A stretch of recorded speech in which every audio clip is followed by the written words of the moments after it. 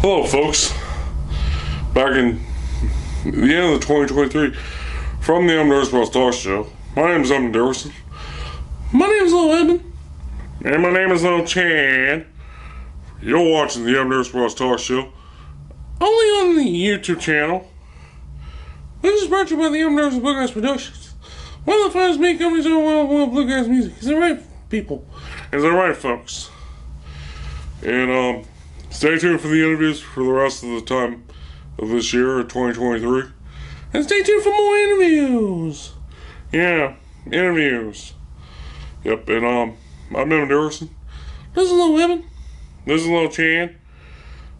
Stay tuned for the interviews on the Loudermilk Talk Show, which is brought to you by the Loudermilk Bluegrass Productions, one of the finest meat companies in the world, bluegrass music. Is that right, people? Is that right, folks? Stay tuned for the interviews. Take care. Bye-bye, bye-bye. Bye. Hello, folks. This is a good CD here. I'm Evan Dickerson from the Loudermilk Bluegrass Talk Show, like it says on my shirt. Brought to you by the Loudermilk Bluegrass Productions, one of the finest meat companies all around the world, bluegrass music. And I'm here at the Brown County Bluegrass Festival at the Brown County Fairgrounds in Georgetown, Ohio. And I'm here with Edgar Loudermilk's band's very own incredible multi-instrumentalist who plays banjo for Edgar Loudermilk, Anthony Howell. Hey Evan, how you doing? I'm doing good. Please be sure to check out the CD of his entitled "Don't Hold Back the Dawn." I almost said "don't." That's right. But anyway, Anthony, how you like being back here at the Brown County? How you like being here? It's good being here. This is my first time here, and I know I've heard people talk about it for years. You know, my old boss Kevin Williamson with Williamson Branch talked about being here probably 30-something years ago with his old band Red Wing, and everybody talks about being a great festival. And I know everybody enjoyed the fish fry back when on Wednesday.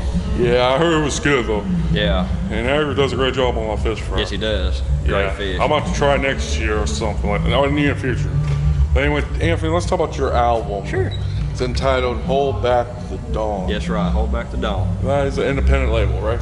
Yeah, it's not on a label. It's just Anthony released by myself. Yeah, but independently. Yeah. Let's talk about the name is "Hold Back the Dawn." What was that inspired you to have that name on the album? So "Hold Back the Dawn" is a piece of a line from the lead single off of the record. The first single I released on the record was a song written by Kevin Williamson called "The Salt River Canyon."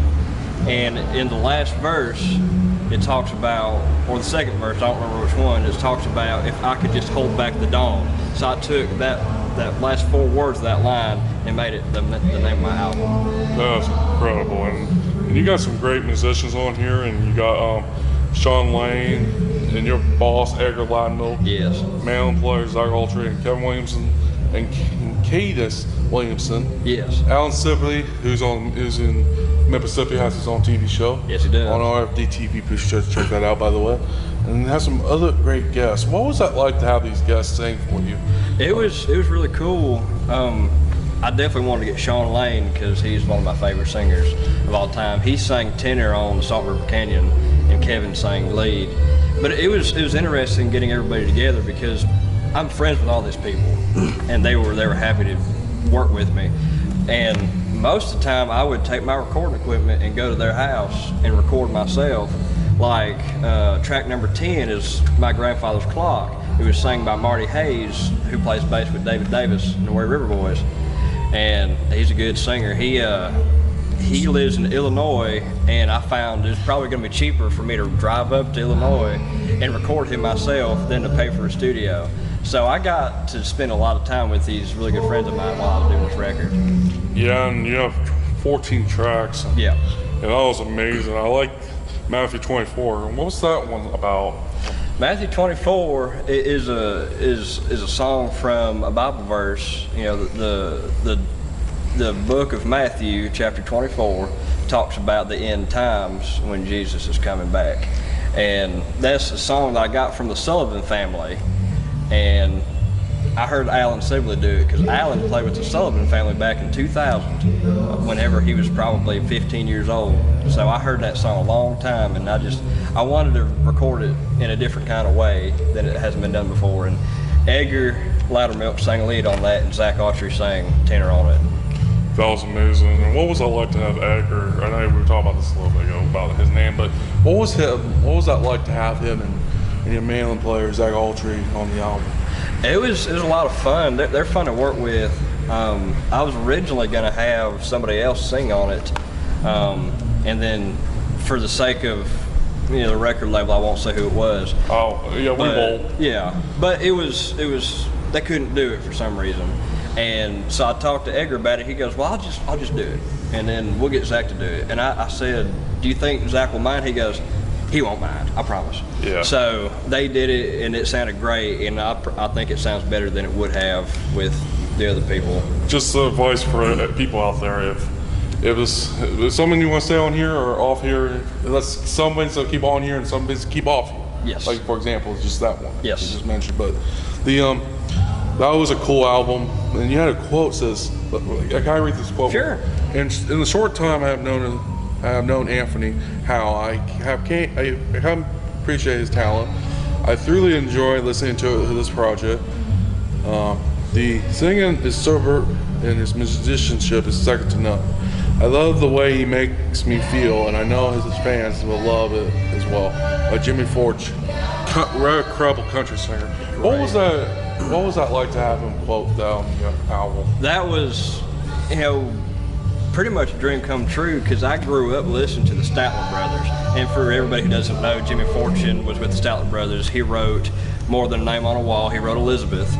And just being able to be friends with him is great, because Jimmy Fortune is probably one of the most sincere people I've ever met. He's larger than life. You go up to him and you think, oh my goodness, it's Jimmy Fortune. But he's just a guy. He's like me and you. Yeah, of course. He's a great guy. Yeah. I was very honored to have him do that. Yeah, I know. How'd you get into music? I know you're a banjo player. Yeah. You play dobro and 5 instruments too, but 3 other instruments too. But what was that like to play bluegrass for a living, and how you got started? Well, I love doing it for a living, because you, like meeting you, doing this, you go around you get to go meet all these different people, and I love making friends. But I got started playing music because my dad played guitar, and I wanted to play guitar as a child, but when I was 10 years old, I was about that tall. What was your dad's name? Michael Howell. Michael Howell? And he couldn't, I couldn't play the guitar, it was too big. So he had a mandolin that I had lying around, and I learned off of a little Mel Bay book and DVD, and I learned like little 2-finger chords, and then eventually I learned everything on it, and then we found out about Alan Sibley. Oh yeah. I play 2-finger chords on mandolin too. Oh yeah. It's a good place to 2 or 3 start, finger, 1 or 3. You can strum them and you can play like a guitar and sound real cool.